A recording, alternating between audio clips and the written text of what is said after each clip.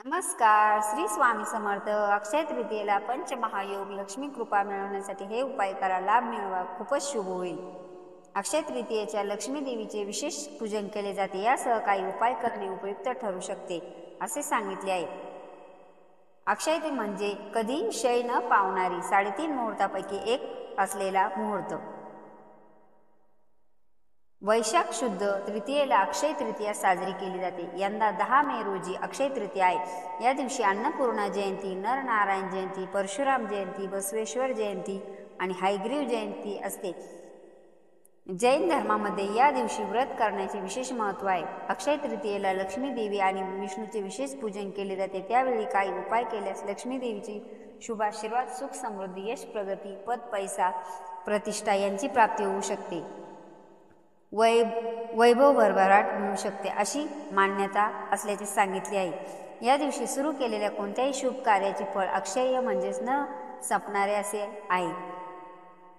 3.5 मुहूर्तापैकी एक मुहूर्त असल्याने या दिवशी नवीन घरात गृहप्रवेश केला जातो, नवीन वस्तू घेतल्या जातात, मोठे आर्थिक व्यवहार केले जातात आदी शुभ कामां केले जातात. अक्षय तृतीयेला श्री विष्णू आणि लक्ष्मी देवीची विधिवत पूजा केली जाते. या दिवशी पिवळे वस्त्र परिधान करून श्री विष्णूंची षोडोपचार पूजा करावी. देवी लक्ष्मीला पांढरी व गुलाबी फुले अर्पण करावी. शक्य असेल तर कमळाचे फूल अर्पण करावे. श्री विष्णू आणि लक्ष्मी देवीच्या आवडत्या गोष्टीचा नैवेद्य दाखवावा. तसेच आवडत्या वस्तू अर्पण कराव्यात. नामस्मरण करावे. मनापासून प्रार्थना करावी.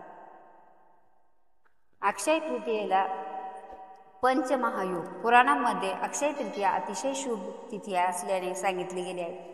सन 2024च्या अक्षय तृतीयेला रवी योग, धनयोग, शुक्रादित्य योग, गजकेसरी योग, षष्ठ योग आणि मालवीय राजयोग तयार होत असल्याने या दिवसाचे महत्त्व खूप वाढले आहे. अक्षय तृतीयेला तयार होत असलेल्या शुभ योगाचे महत्त्व सांगणारे लक्ष्मी प्राप्तीसाठी काही विशेष उपाय सांगण्यात आले आहेत. यात अनेकविध फायदा मिळू शकतात असे म्हटले जाते. अक्षय तृतीयेला दान अवश्य केले पाहिजे. अक्षय तृतीयेच्या दिवशी आपल्या पितरांच्या नावाने दान, तर्पण अर्पण केले पाहिजे. या दिवशी पितरांच्या नावाने श्राद्ध केले पाहिजे. विशेष म्हणजे पितरांच्या नावाने दान केल्यास शाश्वत फळ मिळते अशी मान्यता आहे. असे केल्याने पितरांचा आशीर्वाद मिळू शकतो असे म्हणतात. या दिवशी केलेले दान अक्षय्य होते असे भविष्यपुराणात देखील सांगितले आहे. या दिवशी पाण्याचे मडके, पंखे, छत्री, जवस, गहू, तांदूळ, वस्त्र यांचे दान करणे पुण्यदायी मानतात. परंतु दान हे सत्प्राप्ती म्हणजे स्वतःचे असावे असे सांगितले आहे. धनवृद्धीसाठी काय उपाय करावा? अक्षय तृतीयेच्या दिवशी 11 कवड्यांची माळ करून लाल कपड्यात बांधून पूजेच्या ठिकाणी ठेवावी. या दिवशी देवी लक्ष्मीची विधिवत पूजा करावी. 11 कवड्यांची माळ देवीला अर्पण करावी. त्यानंतर कपाट किंवा तिजोरीसारख्या संपत्तीच्या ठिकाणी ठेवावी. असे केल्याने देवी लक्ष्मीची कृपा होते आणि धनात चांगली वाढ होऊ शकते असे पुराणामध्ये याची मान्यता आहे. देवी लक्ष्मीला तिचा आवडता नैवेद्य दाखवला पाहिजे. अक्षय तृतीयेच्या दिवशी सकाळी घरातील प्रवेशद्वाराच्या चौकटीत हळदयुक्त पाणी शिंपडावे. केशर आणि हळद लक्ष्मी पूजनात अर्पण करावे.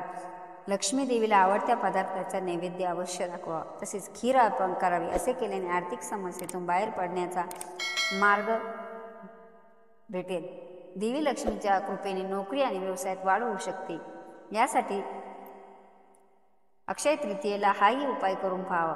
अक्षय तृतीयेच्या दिवशी पूजेच्या ठिकाणी लाल कापडात नारळ बांधून ठेवा. नंतर विधिवत पूजा करा. नंतर पूजा केल्यानंतर नारळ कपाट आणि तिजोरीसारख्या संपत्तीच्या ठिकाणी ठेवा. असे केल्याने संपत्तीत चांगली वाढ होईल. अडकलेला पैसा परत मिळू शकेल. स्तोत्राचे पठण करा किंवा श्रवण करा. अक्षय तृतीयेच्या दिवशी श्री विष्णूंचे सहस्रनाम आणि श्री सूक्ताचे पठण अवश्य करावे. हे दोन्ही श्रोते म्हणणे शक्य नसेल मग श्रवण तरी करा. लक्ष्मी देवी तसेच श्री विष्णूच्या मंत्राचा जप करावा. अक्षय तृतीयेच्या दिवशी रामरक्षा स्तोत्राचे पठण अवश्य करावे. तसेच अक्षय तृतीयेच्या दिवशी श्रीरामचरित मानसाचे अरण्यकांडाचे पठण करणे अत्यंत शुभ मानले जाते. पठण शक्य नसेल तर ऐकणे सुद्धा श्रवण करावे. यामुळे केल्याने प्रभू श्रीरामांचा आशीर्वाद मिळतो आणि जीवनात पुढे जाण्याचा मार्ग मोकळा होतो अशी मान्यता असल्याचे सांगितले जाते. तुम्ही जर या स्वामीच्या विचाराला सहमत असाल तर व्हिडिओला लाईक शेअर सबस्क्राईब करायला विसरू नका. Thanks for watching. Shri Swami Samarth.